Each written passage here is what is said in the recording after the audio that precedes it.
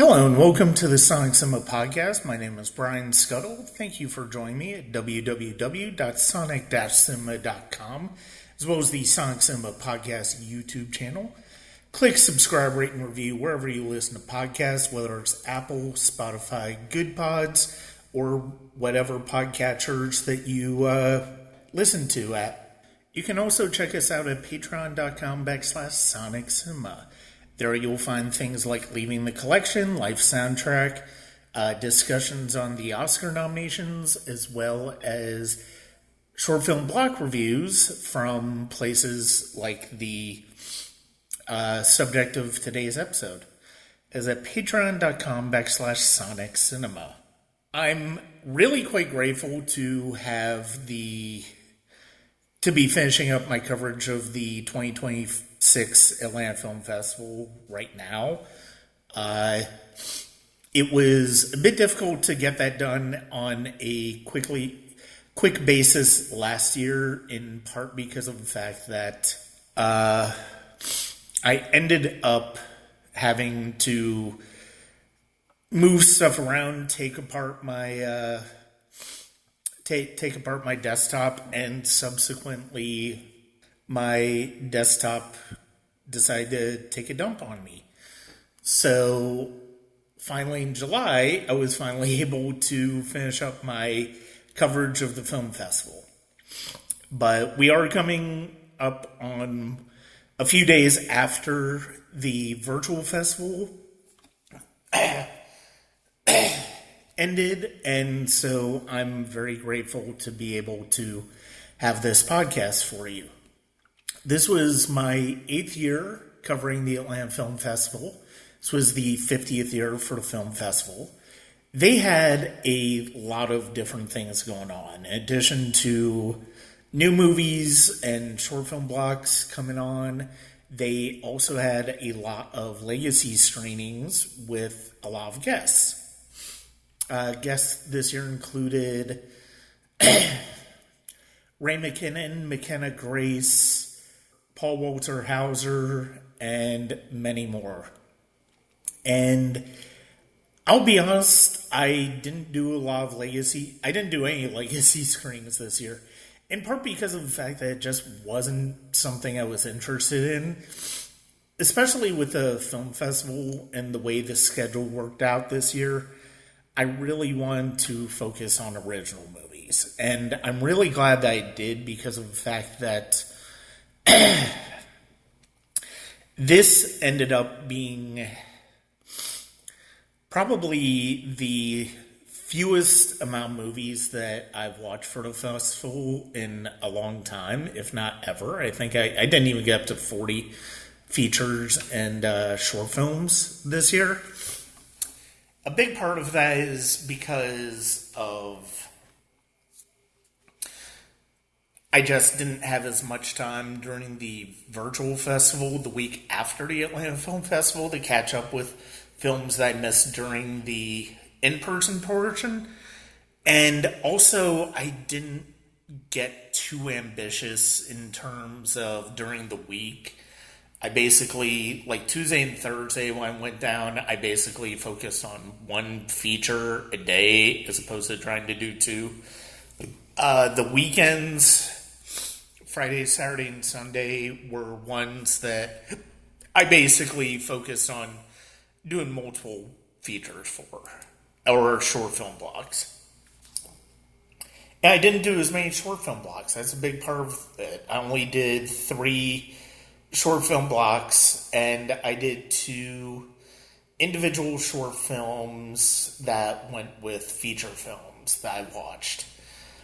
You know, it's funny because of the fact that last year there was a lot of really great stuff at the Atlanta Film Festival, but I felt like it was kind of backloaded in terms of what some of my favorites were. Other than Color Book, which was the opening night, there really wasn't a whole lot up until midweek the next week that I really got excited for and really loved at the festival. This year was kind of interesting, and it also didn't help that I did not get to a lot of feature films prior to the film festival. I only did two feature length films prior to the film festival. That was just because that's the amount that my work schedule allowed it for. That being said, one of them was one of my favorite films of the festival, They Dream, a really fascinating fusion of animated and live action in documentary form about a filmmaker who is doing a documentary about his family's struggles with diabetes and the idea of caregiving, and also preserving the memories of people who have passed on. It really impacted me quite deeply. My review of it is over on in their own league, and if you get a chance to see it, I can't recommend it enough. It was fantastic. This year it's funny because of the fact that I think in part because of the dream watching that ahead of time, a lot of my favorites kind of happened early on in the festival this year. I really enjoyed the new film from John Carney, who did Sing Street, who did Once, who did Begin Again, Power Ballad with Paul Rudd and Nick Jonas. I really enjoyed that one. I think Rudd and Jonas did fantastic work in that. And it's another great example of music really having a personal impact in a lot of profound ways for its main characters.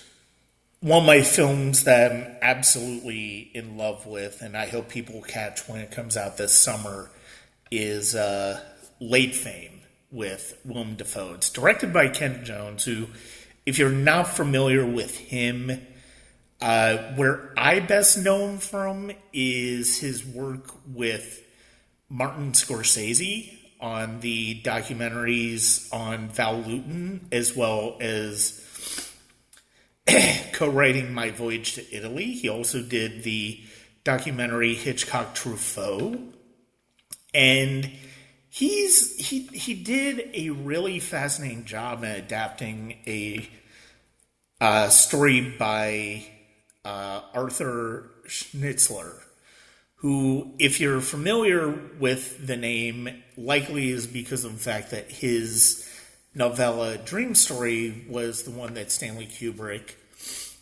adapted into Eyes Wide Shut, which ironically we will be discussing on the podcast, the episode after this episode.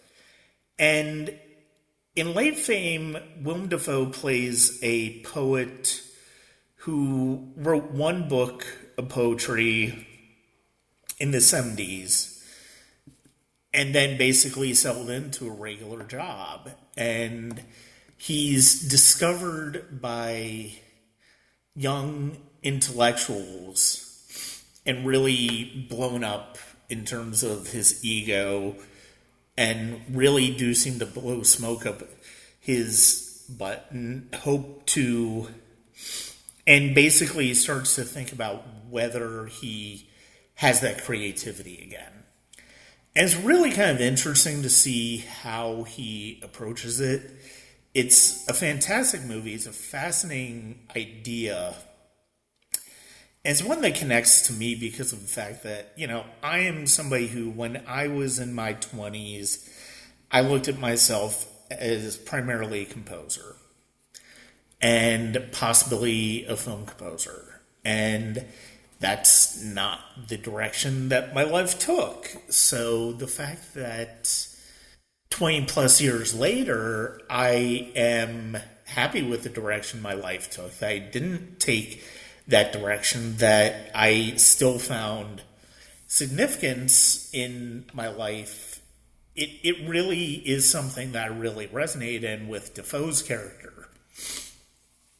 And I thought he is phenomenal in this. It's one of my favorite performances of the year. And again, when it comes out later this summer, I think it's really worthwhile to watch. After that, another film that I saw the same day, this was the first Saturday of the festival that I saw was Frogtown. And I'm going to discuss this one a bit later with the filmmaker. Frogtown is the story of a small town where a grandmother is trying to put on a parade for a mythical creature that she saw in her youth. And it's really fascinating. We talk a lot about it in the interview I do later with Costa Karalis. And I hope you give a listen to that. It'll be the last thing on this episode. I really love that movie. It was fascinating the way it worked. And it was something that was quite interesting to experience and to really consider. And I really hope if it plays at a film festival near you, you take a chance to watch it. It's really a wonderful film. And it is, let's put it this way, I will say, if you are a fan of the Aaron Morris documentary, Vernon, Florida, I think you will absolutely love Frogtown. I think it has a lot of Vernon, Florida in its DNA. And that interview with the director will be at the very end of this podcast. Some of my other favorites included Aisha Evelina's Seahorse, which is about a sous chef who is struggling with her mental health and trying to get started in a new restaurant that is owned by one of her friends, and she gets into an accident on her bike after a stressful shift, and she finds herself faced with her unhoused father. And the dynamics that at play in that movie are so fascinating and really ones that I really did connect to. And from an emotional standpoint, I thought it was really quite fascinating to watch. And it was a great piece of filmmaking, I think, and personal filmmaking. One of my favorite performances of the festival and of the year came on my Tuesday one called Baby Star, about a family of influencers in Germany. And the main performance is by Majan Bonds, who plays the teenage girl, the young woman who's the daughter of the parental influencers. And it was really, it's not a great movie, but really connected with me. Really interested me in a lot of ways. Feature-wise, I think some of my other favorite ones include Greg Arique's I Want Your Sex, with phenomenal performances by Olivia Wilde and Cooper Hoffman. Summer Loss by Timothy Hall, who I'd seen a previous feature of his at the Atlanta Film Festival in 2021. Didn't really connect with it nearly as much as I did this one. It was really quite a beautiful film to watch. And then, as far as features go, the last one that really did kind of interest me is Boots Riley's I Love Boosters, which was the closing night. It's an entertaining movie. It's a big meal, as you would basically expect from Boots now, and I enjoyed it. I thought it had a lot going with it for it. Some of my other favorite performances that I saw at the festival were George McKay in Rose of Nevada, which is not a movie that I liked a whole heck of a lot, but I thought was quite interesting. I think KK Palmer and Demi Moore are terrific, and I love Boosters. When it comes to Willem Dafoe, I already mentioned. Trying to think of other performances. There really weren't a whole heck of a lot this year that really connected with me. I do think Samara Weaving is good in Carolina, Caroline. It's not a movie I really think is particularly great, but it's interesting. Short films, there were a number of short films that I really loved. The one that was without question my absolute favorite of the festival from the was from my second Friday festival, a series of religious short films called We Are Gathered Here Today, and is directed by Cameron Clay. It's called Jesus is Coming to Take the Church Away. And it's fascinating because of the fact that it's kind of a rapture story. And if you follow the podcast, you know my first episode was with Stuart Delany. We were talking about rapture cinema. I think this is one that kind of takes it a lot more seriously than the evangelical looks at the rapture that we've gotten in stuff like Left Behind and Revelation Road and all that stuff. And this was really fascinating because of the fact that I do think it challenges you to think about what it would really be like. And what could be the result. It was a great psychological thriller short called Encierro that I loved early on in the festival. Was in the dark fantasy short film block. Back from the We Are Gathered Here Today, There's a Devil Inside Me, and Oh Happy Day were absolutely wonderful shorts.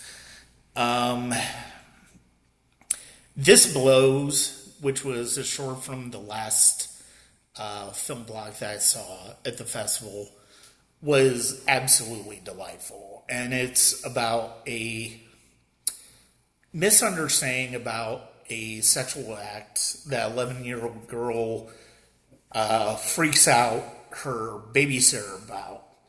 And it's really a wonderful, comedic, hilarious, and empathetic look at that particular moment of a person's life where they are trying to fit in school, where they're trying to where they're trying to work through their emotions and how best to fit into school. And I was really quite taken by it. I thought it was, I did think it was quite terrific in how it approached it. And unfortunately, I don't have a lot of interviews for you this year. Part of the reason was I didn't get in on the final red carpet for I Love Boosters, unfortunately, so I didn't get a chance to talk to Boots Riley about his film. And unfortunately, the first red carpet was for the opening night film Idiots, and because of traffic, and I didn't get down there in time for that one. So I missed it, and unfortunately I wasn't really able to catch up to it. So I don't have any small red carpet interviews for you this year, and it's fine. It is what it is. But what I do have, I think the interview that I have with Costa Karalis on his film Frogtown more than makes up for it. And with that being said, it is time for me to present that for you and to talk about Frogtown. That's great to hear. How has the reception for Frogtown been so far? It's been overwhelmingly positive. I mean, truly, we are very, very grateful. The movie takes some risks, as you know, in terms of format, and we were not sure how people would receive it. Truthfully, this is the first time we've been showing it to the public, so to hear people say that they enjoyed it and they understood it and they were affected by it is just every time someone says that, it's like such a, it's so reassuring. It's like, oh, good. I'm glad.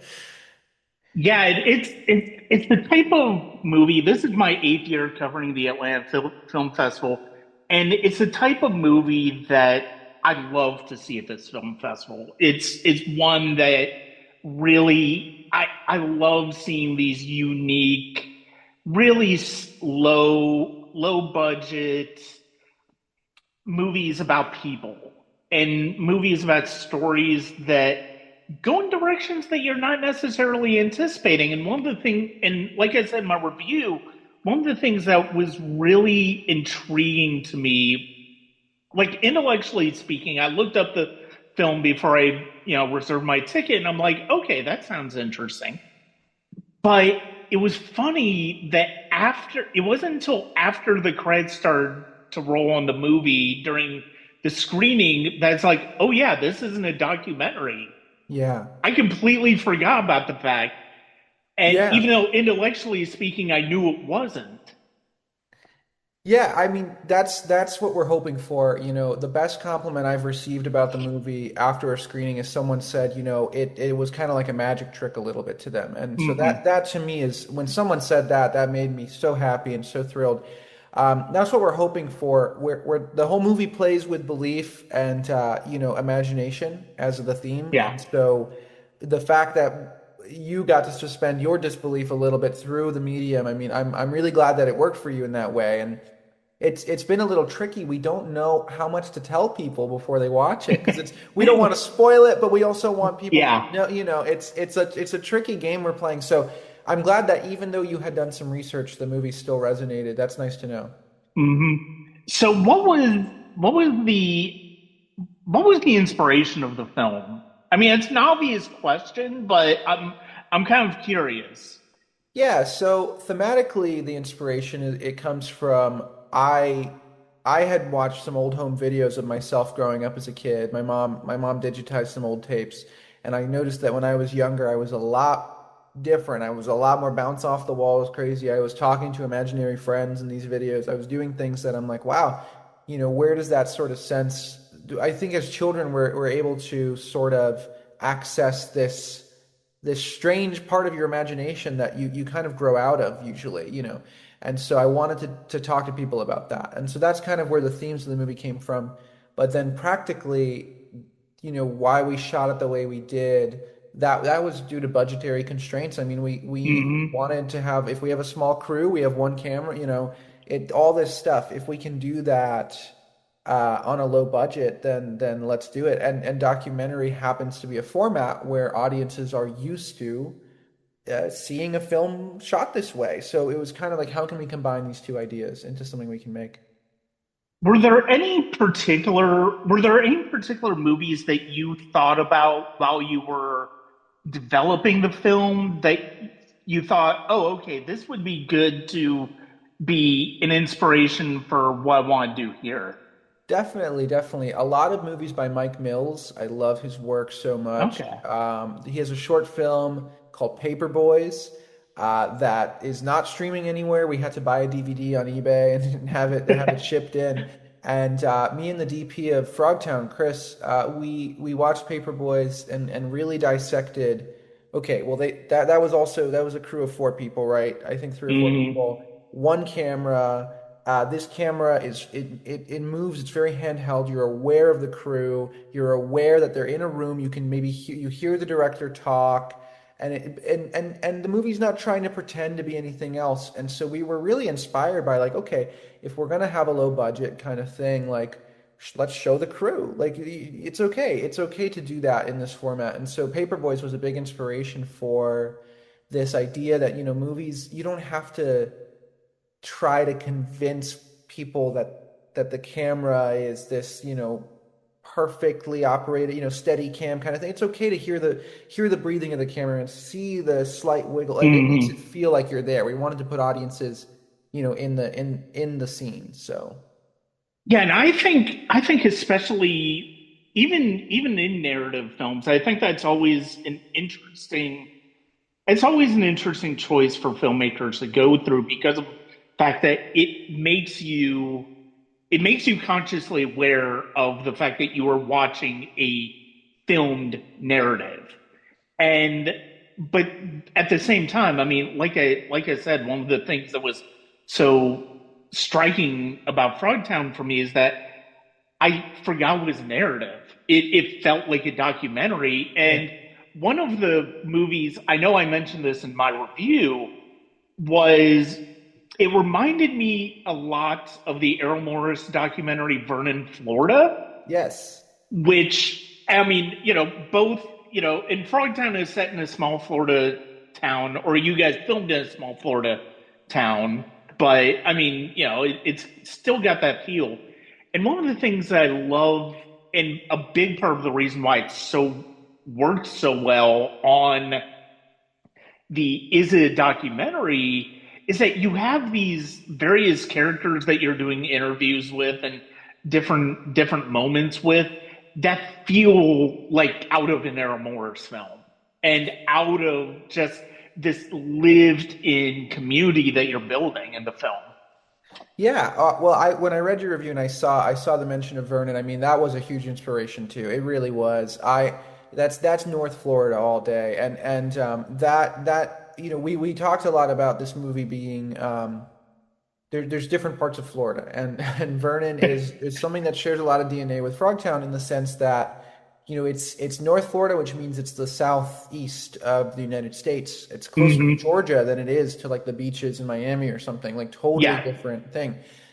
What I love about Vernon though, Vernon is great because it does feel so homemade, and you're talking to these people, and they're not cinematic people in the sense that they don't have grand stories to tell.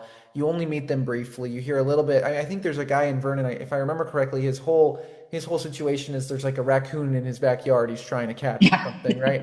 And I love little stories like that. I think, that to me is so interesting. I want to know more about, and I wish, if Frogtown could be twice as long, we would have spent more time with these characters and we would have met more people in town.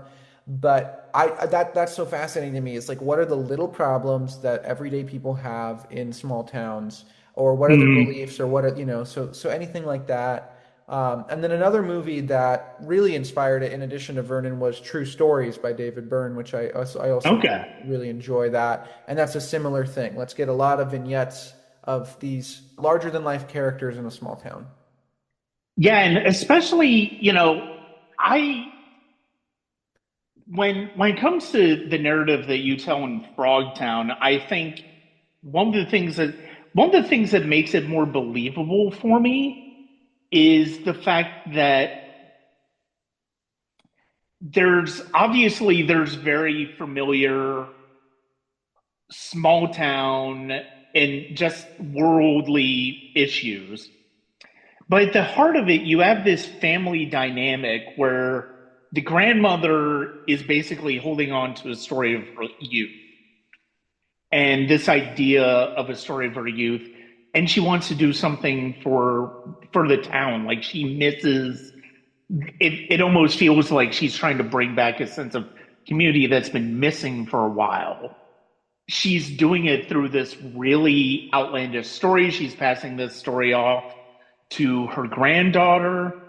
And then you have the mother, her daughter, and the granddaughter's mother, who is I like how gently the tensions in that family dynamic work out because it's not something where you have people blowing up on people. It's not like, drag out fights and stuff like that.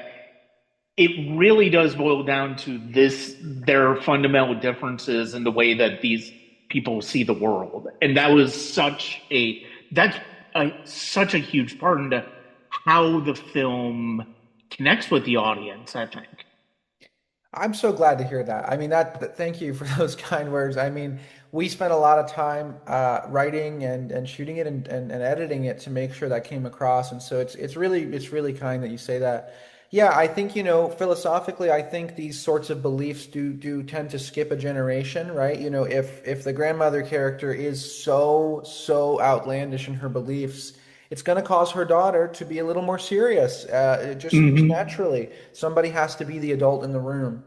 And then, of course, we have at the center of it all the youngest generation, Hope, who she's not sure which to believe. And there's times in the movie where she's a little caught in between both.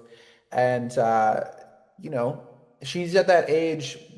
She was 10 years old when we were filming. And that is the age where you're starting to doubt and question, what do I believe in? What is real? What isn't real? Are there strange things out there, or is life all about paperwork? Almost that's a part Hmm. of it too. Yeah. So yeah, I don't know. I think that we wanted to have that little tug of war over the youngest generation, and I'm glad it came across. Yeah, we never wanted it to be so dramatic that it felt staged, and we wanted to Hmm. kind of thread the needle there and make sure that it still felt like, okay, this is kind of how families argue in front of a camera. Yeah. Yeah, and the fact that the all of the tensions in the movie are very down to earth, very believable. Like the fact that she's putting this parade together and she's getting all the other elements of the parade together, and she's still waiting on the approval to get the permit for the parade. The fact that even as people don't necessarily believe the same thing that she believes, they're still willing to come out, and because again it's a communal experience to go to a parade. It's something where you're going to get in, see neighbors that see neighbors and see people in the town that you no doubt seen every day or every other day, but at the same time you're going for a different experience. And but going back to the family, I think it was like there are two line. It's really one of the things I really loved about the way that you built the family around is that, to your point, the mother slash daughter Yeah. is very much, she very much is somebody where the responsibilities of being a parent, of being an adult, really feel like they guide her thinking throughout the film. And she has this one line that's absolutely great where it's like, I mean, I'm sure to 6 year old, even though every frog looks big, Yeah. Yeah. and then you have that late moment with the grandmother where after something happened, she's like, oh yeah, I remember them being bigger. And I love that dichotomy of those two things that are saying essentially similar things but having different meanings to the Yeah. characters. Yeah, yeah. I mean, totally. I think it's just a difference of mindset, right? Yeah. I think depending on who you are, how you see the world, you'll either be more like one, like the grandmother or the mother character. And what is interesting is, I mean, for me, a major unlock moment, something that unlocked this movie for me is when I was looking at those videos of myself as a kid, and I was saying, like I remember when you walk into a store or you walk into a house or whatever, when you're a kid, it literally is physically, it's larger than you are. You're so small. And then you get Hmm. older and then, you're a little taller and you can see things so like I actually think I think a part of the mindset does really change as you grow up and like physically grow up and mentally grow up. And so, yeah, these are just characters who kind of reached, like you said, they reached a very similar conclusion through different means of growing up. Yeah. Well, and you mentioned so much of the film is about belief. That's absolutely true. Where it's like I personally didn't judge the grandmother Yeah, for her beliefs. I thought, even though intellectually speaking, it's like, oh well, this is silly. But emotionally speaking, I remember having beliefs like that. I remember having emotions like that growing up. And I I appreciate the fact that there are people who have those beliefs that they grow up with that may be out of the realm of reality, but there's still something that guides them. And I love that she uses this really wild belief to create art in the book that her and her husband made, to create this parade that is basically a communal experience. And then through a wild twist of fate, she is rewarded Yeah. for what she did. Yeah, I mean, absolutely. I think the world already, I think life, I think the planet Earth, it's so strange already. I mean, it really, really is. I mean, think about how many different types of animals there are and bugs, and there's things at the deep sea we don't even know about, right? Mm-hmm. So who's to say this woman, this grandmother is wrong? I mean, about what she saw when she claims it. So that's the thing. It's like we are very smart as like humankind, but we don't know everything. And I encourage people, to have an open mind because there's definitely things we don't know about, and that's exciting to me, Mm-hmm. Yeah. Well, it also is one of those beliefs that's very harmless, I think, Yeah, where it's like, yes, there's a very strong possibility that the granddaughter is going to grow out this belief, and she's not going to take it into adulthood, but that's fine. And there's nothing necessarily, it's not something that is going to necessarily harm her growing up, the fact that she's believed that. And I think that is one of the most important things in the movie, that sometimes these beliefs serve a purpose. Like sometimes they connect us to our childhood. Sometimes they connect us to this sense of self and this sense of idea that, to your point, there is something beyond this life that we don't necessarily understand. And to always be curious, and to always be thinking that just because it may not be true in the empirical sense, that doesn't mean that emotionally doesn't serve a purpose for us yeah. uh, to live our lives. I completely agree. I completely agree. And I love what you just said about just encouraging curiosity, being curious. I think that that's something that we definitely lose. And society and just the responsibilities of life tend to sort of discourage curiosity. Or you feel like, oh, I have a routine, I do the same thing. I mean, that's when I was writing this movie, I was working every day the same thing every day, and so it felt like even filming the movie felt like an adventure in a way where I'm like, okay, we went to so many locations and talked to so many people, and it encouraged me to be curious. So if the Mm-hmm. movie can encourage curiosity, I mean, in small ways, if I mean, we should just talk to strangers more, ask them how their day's Yeah. going. I mean, we don't need to do, I'm not saying go out into the woods and climb trees and do all that stuff. I think let's just be curious about what's happening outside your door. We spend a lot of time and I'm getting better about this. I don't have it all figured out, but through this movie, I'm learning a little bit more about just being curious about life and trying to ask more questions. That's Yeah. great. No, I couldn't agree more. So what is next for Frogtown after the Atlanta Film Festival? Yeah, great question. So we currently don't have any confirmed next screenings at this moment in time. We've applied to a lot more festivals. We're going to hear back. Most of them are occurring in the fall, so we won't hear back Mm-hmm. for a little while. We've been shortlisted for some cool stuff, but we don't have any actual dates or screenings or fests yet. But I have a good feeling that the reception in Florida and Atlanta have been so warm and positive that I have a feeling that um, people will program us, and we hope to be able to take it to other states and other places in the country. That's great to hear. And yeah, I definitely hope to continue to hear about making the festival circuit, because it really is such a lovely film. It's such a an unusual film from a structural standpoint, but it's also one that really connects with us emotionally because of the story it tells. Thank you. Yeah, thank you. I'm interested to see actually how it plays out of the Southeast. Where, I'm so fascinated. Will people be more interested because they're not familiar with the setting, or will people be less interested because they can't relate to it? I Yeah. don't know yet. I don't know.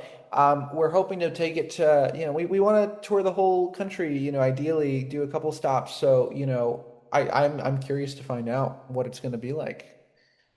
Okay, that's excellent. So where can people find you online so you can Yes. follow with updates? The best place is just on my Instagram, which is at Costa Karalis. It's my first name, last name. Pretty straightforward. But yeah, I will be the one that's posting full time about Frogtown, where it's going to be, and so there's all of that.